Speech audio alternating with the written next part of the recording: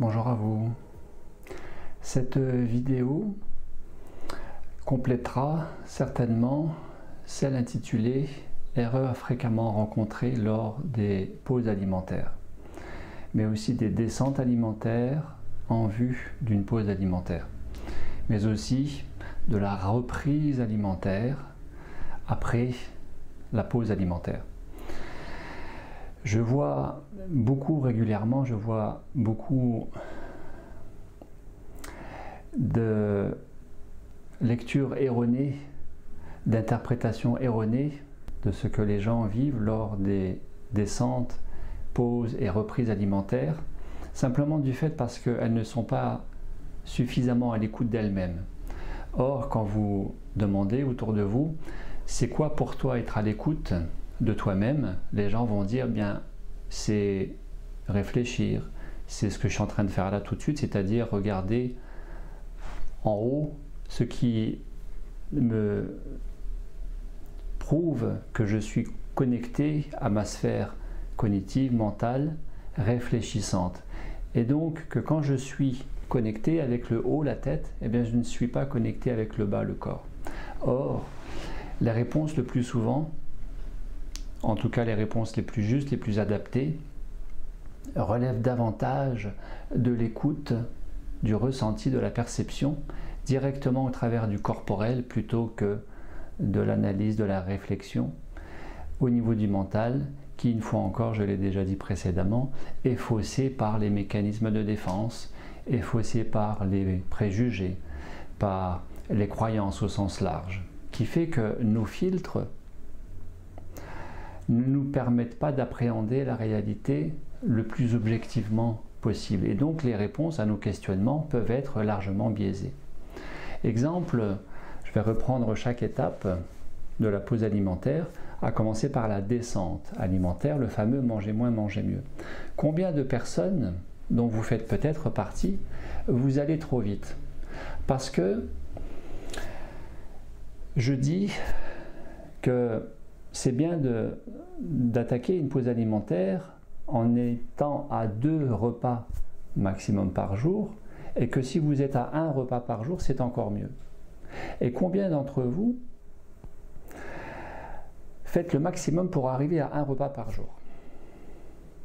Et puis après, de vous rendre compte que vous êtes affaibli, que vous manquez d'énergie, que vous avez beaucoup maigri.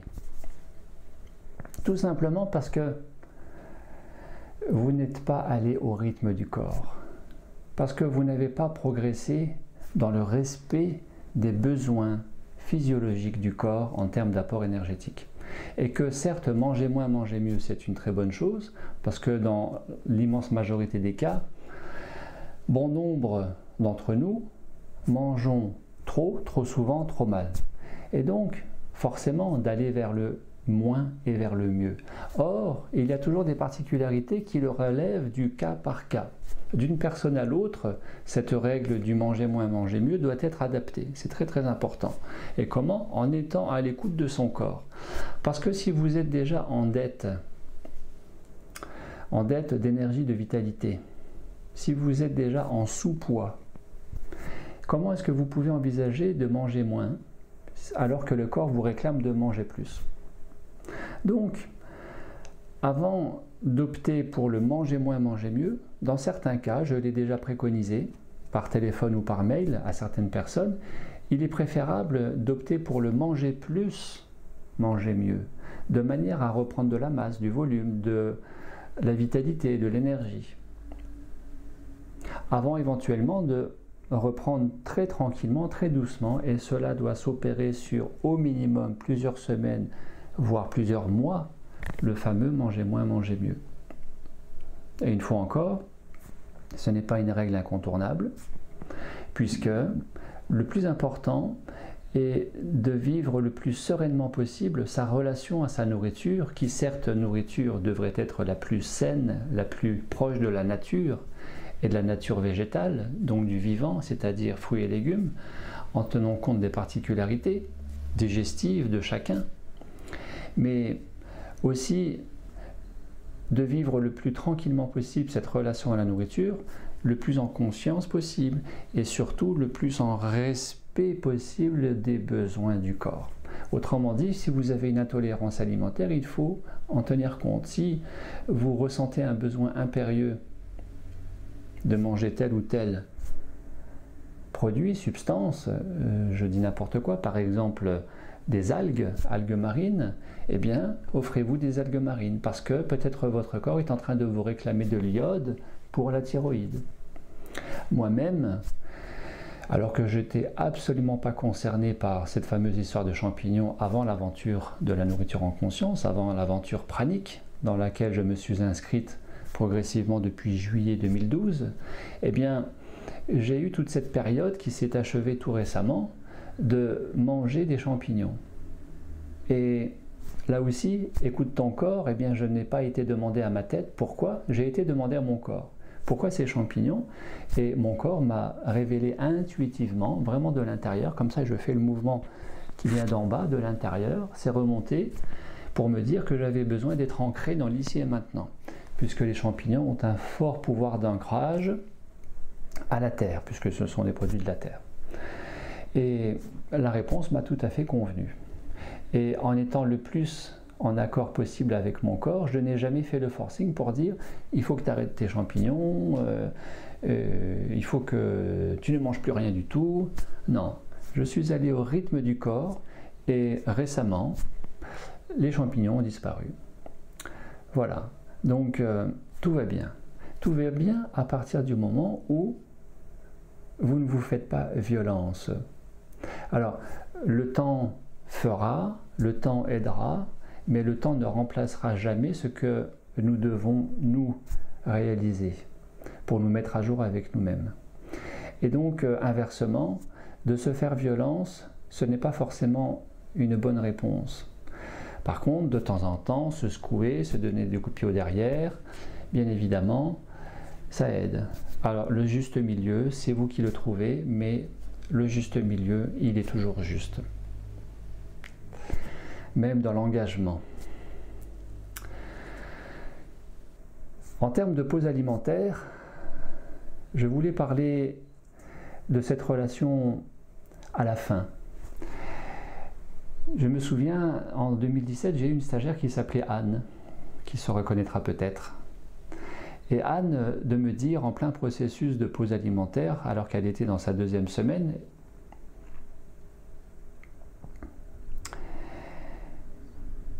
eh bien, de dire, elle était à peu près au 10e jour de pause alimentaire, de dire, en tout cas j'ai faim. Qu'est-ce que j'ai faim aujourd'hui? Et bien évidemment, la faim physiologique disparaît très rapidement.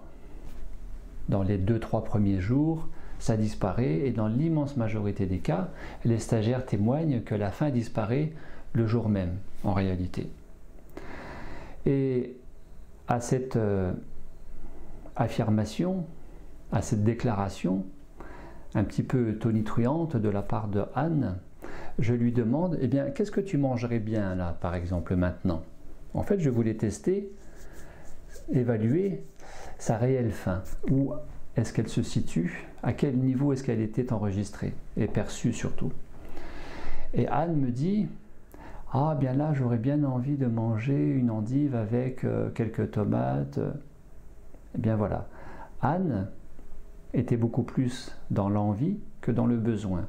Et donc c'était une faim qui relevait du mental émotionnel, de l'affectif, plutôt qu'une réelle faim physiologique.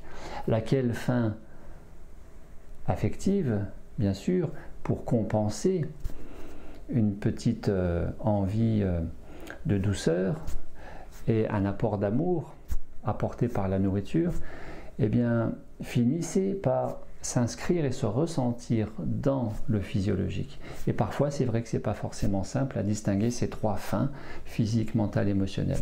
Mais comment les distinguer si vous n'êtes pas à l'écoute de vous-même? Et une fois encore, être à l'écoute de soi-même, ce n'est pas réfléchir outre mesure, c'est surtout ressentir dans ses cellules, dans sa chair, grâce au langage corporel qui s'appelle les perceptions, les sensations, les émotions, les impressions. Et je pense aussi à Dario. Dario qui a fait il y a quelques années une pause alimentaire chez lui, qui était inscrit sur un processus de 21 jours et qui, dans sa deuxième semaine, à peu près à J14, a arrêté. Et de lui demander pourquoi est-ce que tu as arrêté? Et lui de me répondre, quand tu auras des angoisses de mort, tu comprendras. J'ai eu une angoisse de mort en août 2013.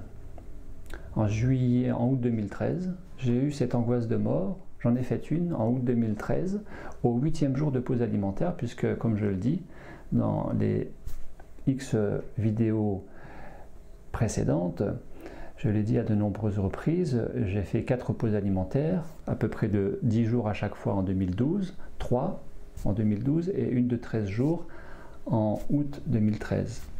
Et donc, au 8e jour, j'ai fait une angoisse de mort. J'étais assis sur mon zafu, j'étais en méditation, je m'imprégnais de l'instant présent, je me nourrissais du présent. Et ainsi, je cultivais cet alignement. Et à un moment donné, tout s'est arrêté. Et bien sûr, une angoisse qui fait percevoir que tout s'arrête et donc la mort arrive. Et Dario a arrêté de manger pour se réalimenter, pris, dominé, identifié à l'angoisse. Ce que je n'ai pas fait, puisque soit dans ce cas-là, vous êtes identifié, vous partez dans le blabla du mental qui vous grossit l'affaire et qui vous fait vous réalimenter, alors que ce n'était qu'une angoisse, qu'une peur, et qu'il n'y avait pas d'autre danger que ça, sinon de s'être identifié, de s'identifier à ce phénomène. Soit et bien simplement de vous laisser traverser par cette angoisse, de la ressentir, de la vivre, et ça se vit dans le corporel et non pas dans le mental, une fois encore. Et je suis resté aligné, ça a duré une fraction de quelques secondes, et c'est passé comme c'est venu. C'est un sujet qui est un petit peu délicat à développer, plus que ça, l'angoisse de mort, car très peu en parlent, très peu de gens qui réalisent des pauses alimentaires ou des processus praniques en parlent. Je ne suis pas sûr que tout le monde en fasse, et donc j'ai peu d'éléments à rajouter à ça, sinon que mon expérience qui n'est que personnelle une fois encore. Récemment, un stagiaire en pause alimentaire qui buvait beaucoup de café, 2-3 cafetières par jour, me demande est-ce qu'il peut boire du café pendant sa pause alimentaire. Alors, le café n'est pas ce qu'il y a de mieux. L'idéal dans une pause alimentaire, c'est de l'eau, non fluorée, non pétillante, tisane, eau froide, eau chaude. Et la plus bu en conscience. Ça veut dire que thé, café n'est pas forcément l'idéal, du fait de la caféine, de la théine bien sûr, et du pouvoir désalignant du café ou du thé, mais que finalement, si vous souhaitez vous faire plaisir, à condition que vous n'en buviez pas autant qu'avant, mais que vous en buviez en conscience, que vous le buviez en conscience, eh bien faites-vous plaisir, buvez du thé, du café, et ma foi, de toute manière, une fois encore, le corps aura le dernier mot, puisque quand il n'en peut plus, il le fait savoir. Vous ne pourrez bientôt plus boire de l'eau pétillante, puisqu'il y a des gens qui persistent à boire de l'eau pétillante, comme il y a des gens qui persistent à boire du café, du thé, à se faire plaisir avec la tête, sans être à l'écoute du corps. Et à un moment donné, de s'étonner que le corps ne veut plus rien de tout ça. Donc, une fois encore, vive le corps, écoutons le corps.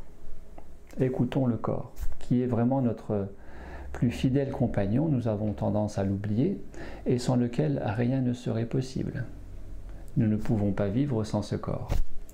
Donc, prendre soin de son corps, c'est être véritablement à l'écoute. Et de ne rien lui imposer, ni le priver, et être en respect, en douceur avec lui-même. Un autre stagiaire m'a demandé s'il était possible de boire de l'eau de Quinton pendant sa pause alimentaire qu'il a réalisée 21 jours et récemment arrêté. Eh bien, l'eau de Quinton, pourquoi pas? Cette fameuse eau salée qui serait miracle pour rétablir bien des déséquilibres, pourquoi pas? Pour autant, de lui demander à ce stagiaire s'il avait des soucis de santé particuliers, s'il avait quelques déséquilibres ou désordres connus, métaboliques, enzymatiques, vitaminiques, et lui de me répondre absolument pas qu'il avait une très bonne santé. Donc pourquoi boire de l'eau de Quinton? Eh bien, tout simplement, dans son cas et dans le cas de l'immense majorité des personnes que j'ai pu accompagner jusque-là, eh bien, simplement parce que ça révèle une peur qu'il y ait des manques, des carences, du fait d'être en pause alimentaire. Et donc, une peur d'être en difficulté. Et cette peur qui va être soulagée, satisfaite par le fait d'apporter quelque chose d'extérieur, comme l'eau de Quinton, comme de la tisane détoxifiante pour accélérer la détoxination, ou de la tisane anticonstipante pour libérer le contenu intestinal et donc se sentir mieux, témoigne simplement d'un non-lâcher-prise. Un non-lâcher-prise. Or, la pause alimentaire, à partir du moment où il y a un bilan de vitalité qui est réalisé avant, avec une prise de sang, avec un accompagnement spécifique, et en intégrant bien que le prana, la substance de lumière, le biophoton, est une véritable nourriture à part entière, et qu'elle pourvoit à tous les besoins, à partir du moment où il n'y a pas de particularité, de problèmes de santé, de terrain médical avéré qui nécessite une surveillance particulière et des précautions particulières, eh bien, il n'y a pas lieu de s'inquiéter et d'avoir recours à X substances extérieures. En l'occurrence, ce stagiaire, pour 1,80 m, faisait 1,92 m avant sa pause alimentaire et à 21 jours est arrivé à 75 kg. Et donc, est arrivé sur un rapport poids-taille excellent. Et il n'avait absolument pas lieu de s'inquiéter. Il n'a d'ailleurs fait aucun problème particulier pendant sa pause alimentaire, sinon que un léger ralentissement, une certaine fatigue qui ne l'a pas empêché de se consacrer à ses obligations du quotidien, y compris en partie professionnelle. En termes d'activité professionnelle, justement, le corps vous le dira, vous allez vous fatiguer encore un peu plus si vous maintenez votre activité professionnelle, et j'ai envie de dire, quelle que soit cette activité, puisque vous devez lui consacrer une certaine énergie. Or, vous avez besoin d'énergie et de l'économiser, de la développer avec cet accompagnement spécifique que j'apporte en pause alimentaire, de manière à ne pas vous fatiguer et à permettre à l'organisme de bien fonctionner dans sa détoxination, dans son déconditionnement, dans son alignement, et dans le meilleur des cas, dans le réveil pranique, si tel est votre objectif, au niveau de la cellule. Je répète, et je répéterai jamais assez, que maintenir son activité professionnelle, qui plus est en ayant à prendre la voiture, est vraiment déconseillé parce que dangereux. Ce n'est pas anodin. Levez le pied le maximum. Souvenez-vous que la pause alimentaire, c'est une pause, peut-être, alimentaire, mais c'est surtout une retraite. Une retraite où on se retire du monde et on va rencontrer, explorer son monde intérieur, de manière à se mettre à jour du fait de l'alignement.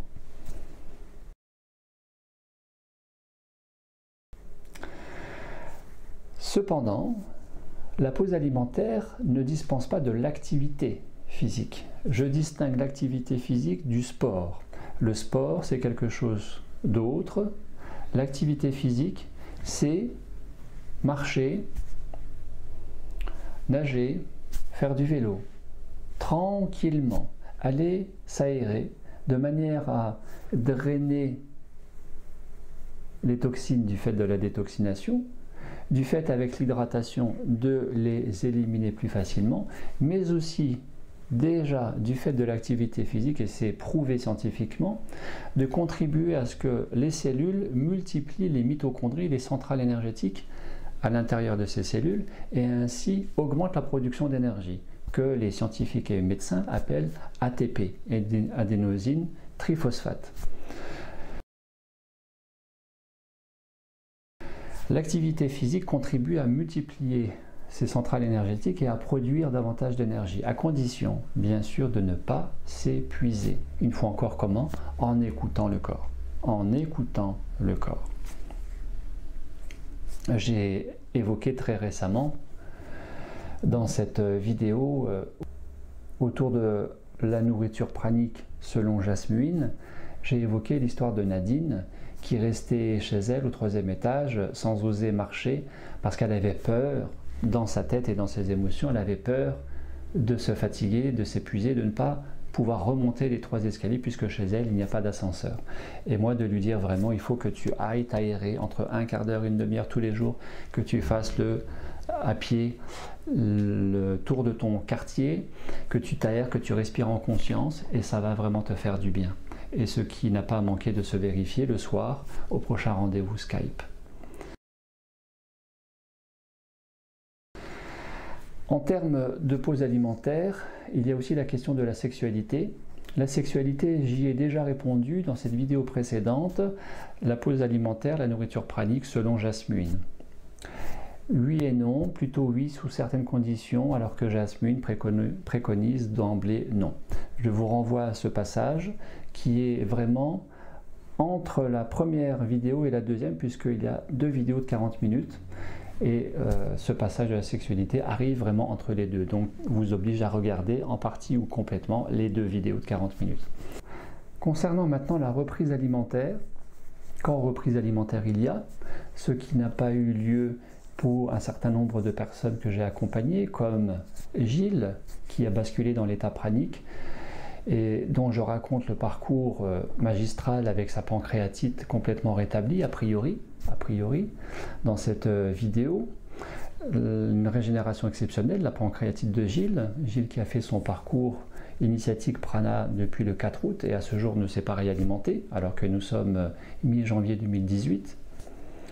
Ne s'est pas réalimenté solide en tout cas, ni liquide, puisqu'il est en relais complet prana. Il y a eu aussi Marie-France, dont vous aurez prochainement, je l'espère, un témoignage de son parcours initiatique en autonomie alimentaire, réalisé en 2 fois 21 jours.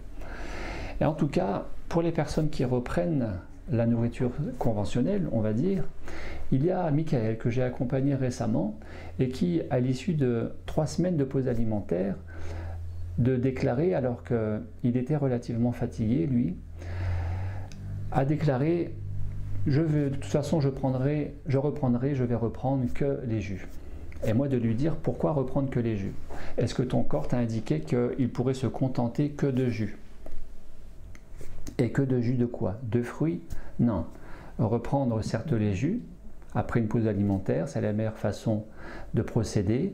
D'abord le liquide, fruits, légumes associés, c'est beaucoup mieux pour éviter les pics de sucre du fait du fruit.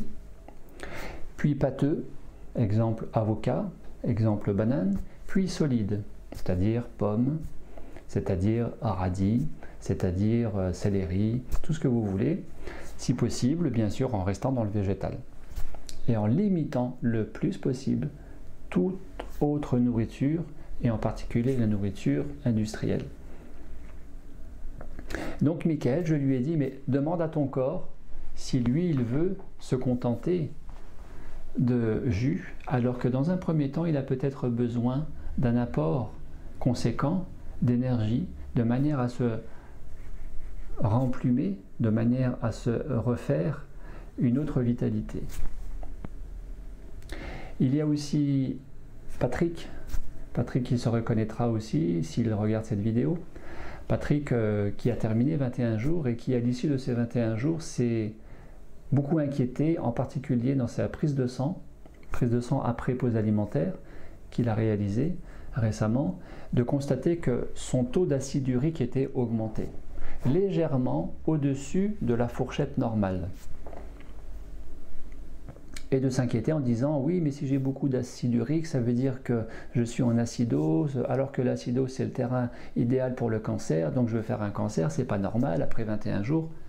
Mais vraiment inquiété et à rationaliser énormément et à n'être ouvert à aucune autre explication que c'est une acidose, c'est pathologique, il y a un problème de métabolisme, il faut faire des interventions, il faut faire des examens complémentaires.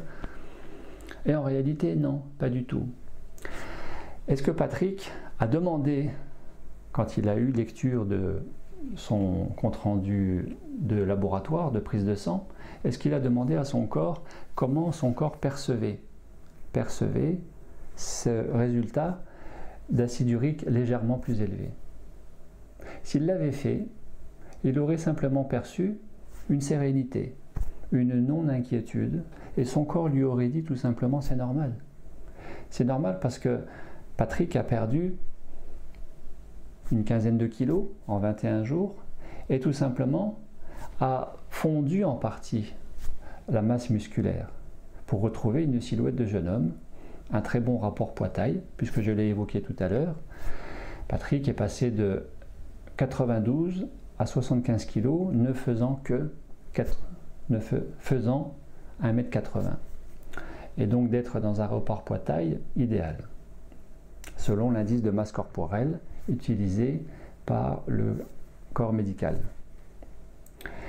Et cet acide urique s'explique tout simplement, puisque j'ai contacté suite à ce bilan sanguin de Patrick, il m'a transmis pour lui faire mes explications, mes commentaires, lui rappelant que déjà je n'étais pas médecin et que je le renvoyais à son propre médecin, et de mon côté de contacter un ami médecin, et je remercie Frédéric pour cela, qui a réalisé en juin de cette année 2017 une pause alimentaire de 21 jours, car il est toujours très intéressé par la démarche de la nourriture en conscience, inscrit dans une certaine démarche et dimension spirituelle à son niveau.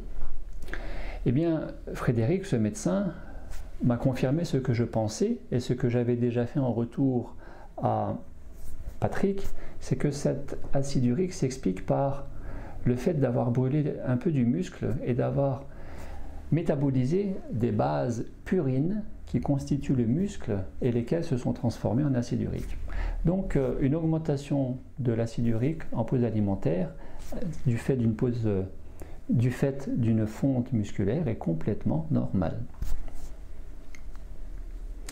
Et puis, je vais parler enfin de Nadia qui vient de terminer ce matin même une pause alimentaire de 21 jours et de me dire avec son intellect, mais comment est-ce qu'il faut que je fasse alors pour reprendre à manger si mon corps n'a pas envie de manger? Eh bien justement, le corps ne demande qu'à être nourri le plus correctement possible. Et c'est plutôt la tête qui se pose la question, une fois encore, simplement de demander au corps qu'est-ce qu'il aurait besoin, qu'est-ce qu'il aurait envie, qu'est-ce qui lui ferait plaisir. Véritablement, je peux vous garantir que le corps a sa conscience, la cellule a sa conscience, l'organe a sa conscience, et que si vous vous mettez en communication directe, intuitive avec le corporel, vous aurez un véritable dialogue qui va s'instaurer et qui ne peut que compléter ou confirmer ce que vous pouvez vous dire de mieux avec le mental. Or, le mental, dit-on de façon très populaire, le mental est un menteur, et du fait des filtres qui ne sont pas forcément très bien nettoyés chez la plupart d'entre nous, eh bien, nous amène des fois des lectures erronées d'une réalité que nous percevons déjà mal au niveau des 5 sens. Or, le corporel, lui, ne se trompe jamais. Regardez la machine fabuleuse qui est celle du corps et qui fait toujours au maximum pour maintenir, rétablir, cultiver l'équilibre que l'on appelle l'homéostasie. Regardez ce qui est simplement fait de façon magistrale à partir du moment où vous vous coupez et ce qui est mis en place par les processus de cicatrisation sans que nous ayons absolument rien à faire avec notre mental ou nos émotions. Donc, j'ai répondu tout simplement à Nadia, écoute ton corps, certes fais-toi plaisir, privilégie les liquides dans un premier temps, privilégie les végétaux vivants, fruits et légumes, bien sûr, mais écoute ton corps et ne lui apporte pas ce dont il n'a pas envie et ce dont tu sais pertinemment que tu ne seras pas bien avec ça, avec tel ou tel produit. En réalité, tout ça c'est très simple. Écoutez son corps. Mais pour écouter son corps, savoir ralentir la cadence, savoir se poser, savoir écouter. Et écouter ne veut pas dire réfléchir. Et savoir ressentir. Et ressentir ne veut pas dire penser, une fois encore. Analyser. Je vous renvoie à cette vidéo faite il y a un certain temps déjà, qui pourra aussi compléter, élargir celle-ci, écoute ton corps, qui est la nourriture en conscience, 2 points le bonheur. Je crois en conclusion que c'est aussi comme cela, à défaut d'écouter suffisamment son corps et d'être trop identifié dans ses pensées, dans ses émotions, dans ses schémas de croyances et schémas tout court, les fameux patterns qui nous désalignent. Je crois que c'est au travers de tout cela que nous pouvons expliquer le fameux yo-yo, c'est-à-dire qu'après une pause alimentaire, vous avez des personnes qui prennent beaucoup de poids. Beaucoup de poids tout simplement parce qu'elles se rattrapent. Elles se rattrapent parce qu'elles ont réalisé une pause alimentaire dans la contrainte, dans la frustration, dans l'interdit, il ne faut pas, ou dans l'injonction, c'est-à-dire il faut. Or, une pause alimentaire, ça doit d'abord être réalisé par plaisir, avec plaisir, en réjouissance de tout ce que la sphère corporelle va dégager du fait de la détoxination et la sphère cognitive, mentale, émotionnelle va dégager du fait du déconditionnement, de manière à restaurer plus d'espace dans son champ corporel et psychique et ainsi retrouver davantage de liberté avec soi-même dans sa vie qui contribue d'autant à plus de conscience de soi dans un premier temps, mais de conscience du tout dans un deuxième temps. Et cette conscience du tout qui permet éventuellement le relais vers une autonomie alimentaire. Et puis surtout, au-delà de écouter ton corps, écouter votre corps, il est aussi question d'écouter le cœur et de se respecter. Car dans ces conditions, le chemin vers la vérité s'ouvre encore un peu plus, car il est inscrit dans la justesse de la dimension holistique, dans la dimension quantique de l'être multidimensionnel que vous et moi, nous sommes, au-delà des limites physiques, au-delà des limites mentales. Écouter son corps, paradoxalement, c'est élargir ses limitations, c'est aller au-delà des limitations inscrites par l'identification au corps et l'imitation du corps, qui ne demande, dans la nourriture en conscience, qu'à être explosé. Exploser ses limites physiques et mentales, c'est la nourriture en conscience. Or, tout se fait au travers du corporel, à condition bien sûr de ne pas rester dans le corporel, mais tout se fait dans le corporel, car notre corps est notre véritable laboratoire, dans lequel nous pouvons œuvrer pour cette pierre philosophale qui est connaissance, conscience et réalisation de soi, dans l'ouverture et le déploiement du cœur. Je vous remercie d'avoir pris le temps de cette écoute et je vous dis à bientôt. Au revoir.